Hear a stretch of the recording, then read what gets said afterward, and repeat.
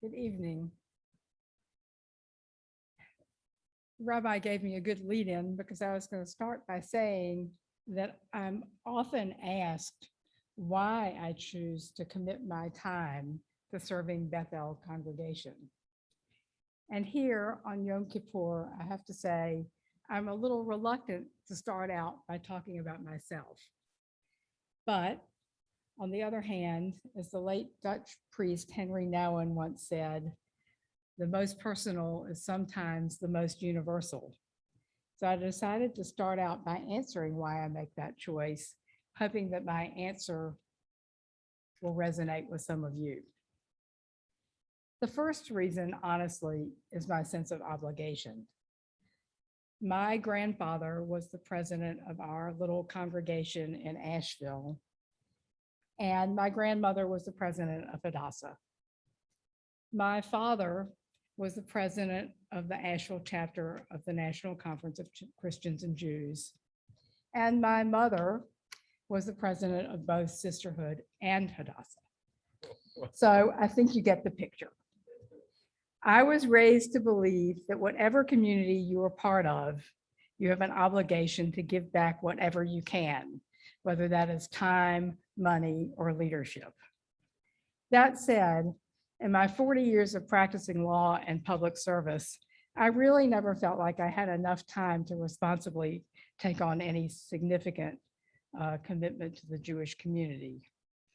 So when I was planning to retire from full-time professional work, I thought, well, this is the time. Now I'll have some time. And this is the season for me to give back. Some of you, many of you would tell the same story.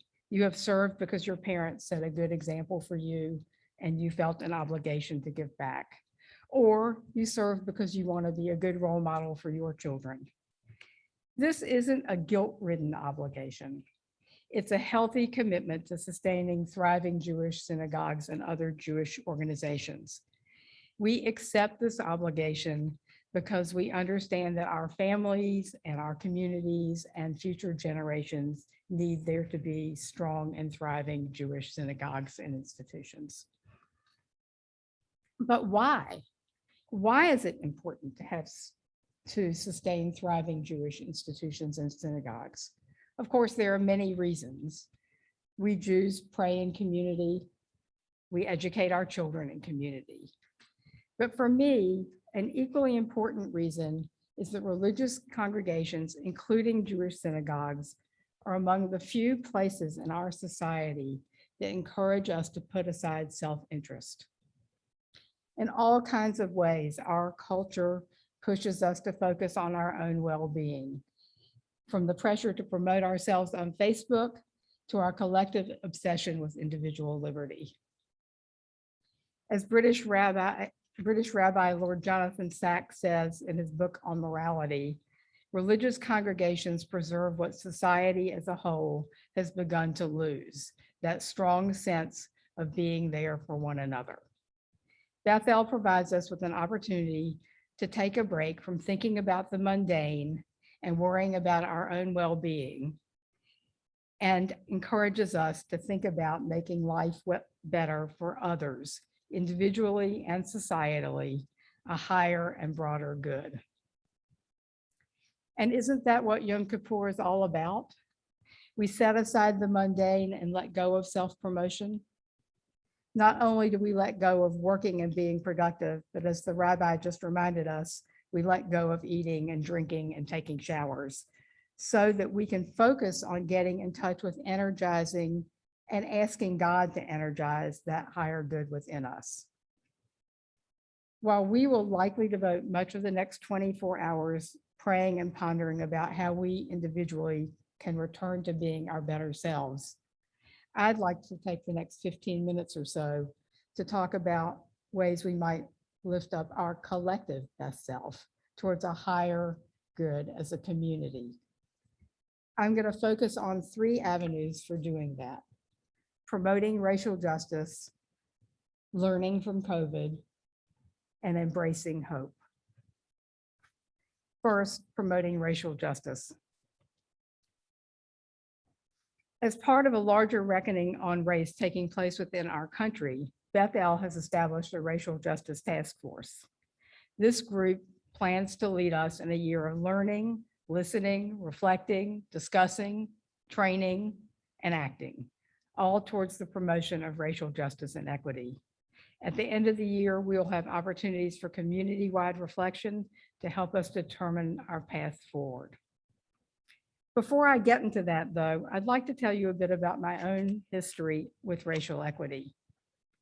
In 1981, a few years after graduating from law school, I spent a year as a lobbyist for Legal Aid of North Carolina. I'd actually never been to the North Carolina General Assembly before, and it was quite a shock. I walked into the building and I was faced with an essentially all-white institution. 166 of the 170 representatives and state senators were white. 166 out of 170 were white. And all of their secretaries were white, and all of their legislative aides were white. The whole professional staff of the legislature was white, and all of the lobbyists were white. And I thought, this can't be what democracy is supposed to look like in a state that's a quarter Black in population. When I finished that year, I went to work with Julius Chambers and Adam Stein at the only racially integrated law firm in North Carolina.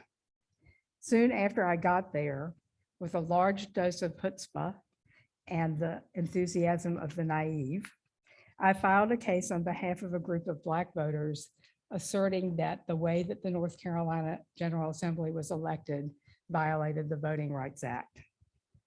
I was young and inexperienced, and this was a long shot. Fortunately, I had the support of my law partners, all of whom were excellent lawyers. 2 years later, I tried what was called the Jingles case to a panel of federal judges, and to the surprise of everybody, including me, we won. That decision was ultimately affirmed by the United States Supreme Court, opening the door to something that approximates the fair representation of Black communities in the North Carolina legislature. Along the way, I started representing Black community groups in North Carolina counties that had all-white county commissions and other all-white local elected bodies.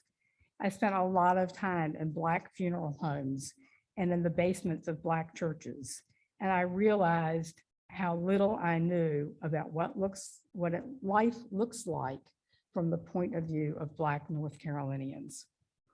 It felt like we were all on the same train, but the white people were seated facing one way and the Black people were in seats facing the other way. And as the landscape passed by, we saw completely different sides of everything. From those years of doing voting rights work, I learned a great deal. It's important to try to look at the world from different perspectives. And if you're given the opportunity to look with openness and curiosity. When we see injustice, we should think about what we personally can do to remedy it. No one should try to tackle racial inequity by yourself. Emotionally, financially, and professionally, I never could have done the voting rights work I did without a lot of help from my law partners and many other people. Especially if you were white, we should never engage in external action to address racial injustice outside of conversation or partnership with people of color. I also learned that you don't have to be sure that you're going to be successful. Figure out what the best way forward you can take, and then commit to doing the best you can. And finally, you don't have to take on solving the whole racial injustice puzzle at once. Working on fair electoral representation in North Carolina was important, but it's currently obvious it did not solve the whole problem of racial injustice, which brings me to the present. In Jingles, we put forth evidence of racial inequities in the education system, in employment, elections, and voting systems. We established disparities in income, wealth, health, and housing. We showed segregation in all of the most important areas of life. And now, 40 years later, we still have almost these same disparities. So now Bethel's collective task is to determine whether this struggle is our struggle. And if it is, we as a congregation must figure out what Bethel's right role is and what our right steps are. I did not become a civil rights lawyer primarily because I am Jewish, but I don't think my being Jewish was unrelated to my civil rights work either. Growing up in Asheville, I was exposed to what I think of as high-level anti-Semitism, to the feeling of being other. The discrimination against Jews was around the luxuries of life, exclusions from some neighborhoods, from country clubs, from the debutante balls. And it was minor compared to the routine, everyday meat and potatoes segregation of and discrimination against people who were Black in education, employment, and access to adequate housing. But it was real, and I internalized some understanding of what it felt like to be somewhat of an outsider. I don't think it's a coincidence that about half of the white partners in my racially integrated law firm were Jewish. The Racial Justice Task Force asked Bethel to read a speech on religion and race that Abraham Joshua Heschel gave in 1963. In it, he thoroughly analyzes why Torah and Jewish ethics compel Jews to address issues of race, and I commend the article to you. One sentence particularly stood out for me. Not all are guilty, but all are responsible. The Jewish community does not have to be the cause of racial injustice in our country for us to be responsible for addressing it. Part of Bethel's mission is a commitment to Tikkun Olam, making the world whole through social and political action. I hope you agree with me that pursuing Tikkun Olam includes healing racial inequity, starting with learning about racial injustices. Though it took enormous courage to participate in the civil rights fight in the 1960s and 1970s, it seems like the wrongs and necessary changes were clearer then. Now the inequities remain clear, but the path forward seems a bit murkier. Our job is to figure out what the right path for Bethel is now in this, our moment of racial reckoning.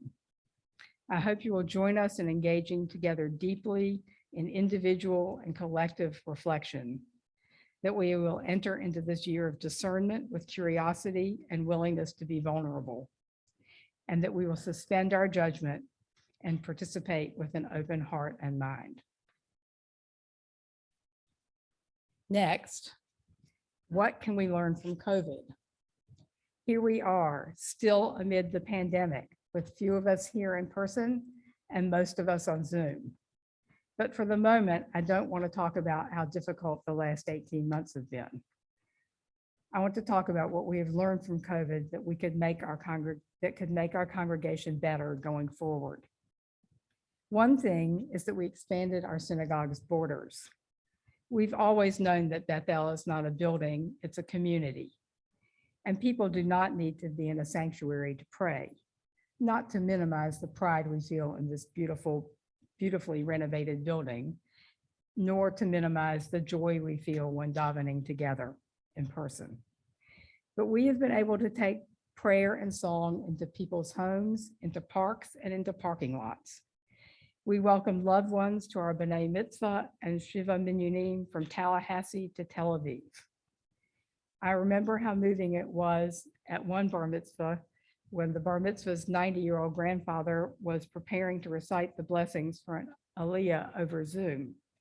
As we waited for him to manage the technology, we were not impatient. We were immensely grateful that he could be present from afar.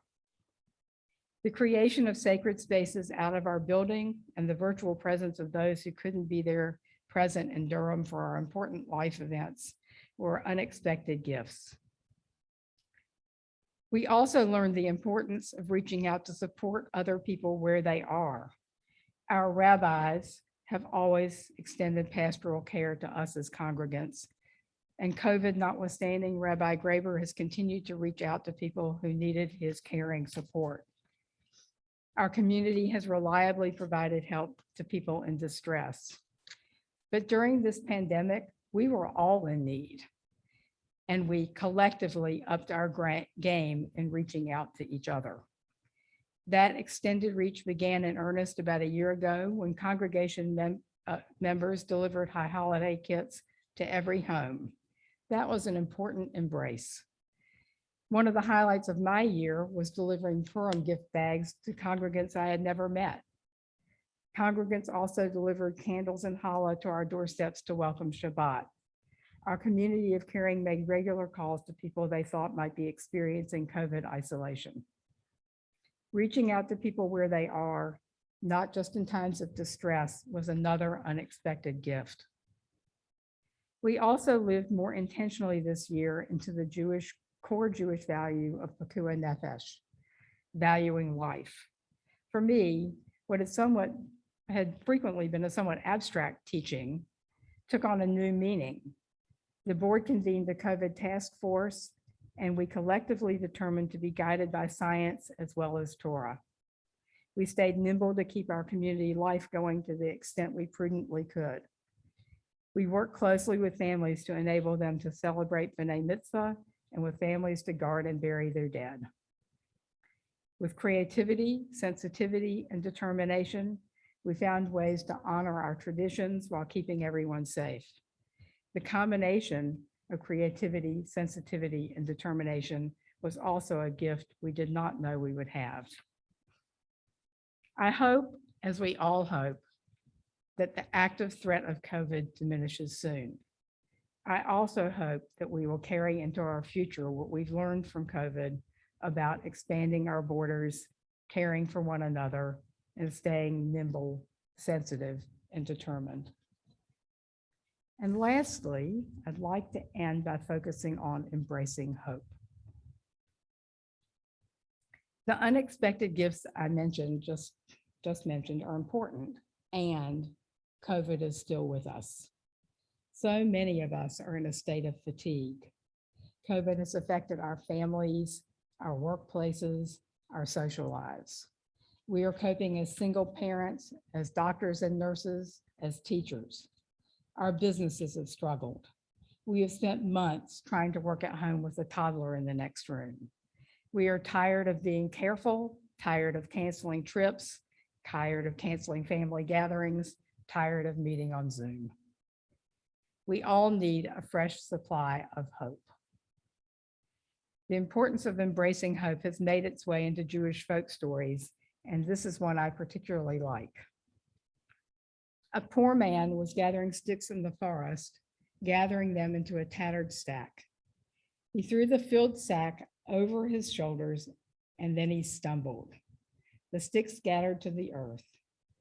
Frustrated, he cried to God, "Send me the angel of death to take me away from this earth, for I am sick and unbearably tired." His prayer was promptly answered, and before him appeared the angel of death, asking, "Did you call me?" Shocked and regretting his prayer, the man answered, yes. Embracing life, he said, "Could you please help me gather these sticks?" Where do we find hope when so many of us are so very fatigued? In Hebrew, the word for hope is tikva. According to some rabbis, one of its roots is kav, the Hebrew word for line. A line always connects 2 points. Even when we can not gather in a group, like lines, we can connect with each other. We can be present for each other, to listen, to help, to share moments of laughter and joy, and to provide hope. In every service in the Amidah, we say a bracha to God, who brings life to the dead and who sustains the living, including all of us who are fatigued, with love.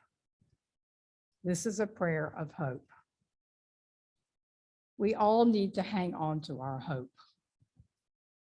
We embrace hope, not because we individually or even collectively can change the course of this pandemic, but because we will do our part. because we have the strength to persist, because, like the man who dropped his sticks, we have the capacity to be nimble and to pivot, because we are resilient, because none of us are alone, because our congregation will continue to strive to be its collective best self, and because when you ask us to help you pick up your sticks, you can be confident that we will be there for you. May you all be sealed in the book of life for a year of blessing, sustenance, and peace.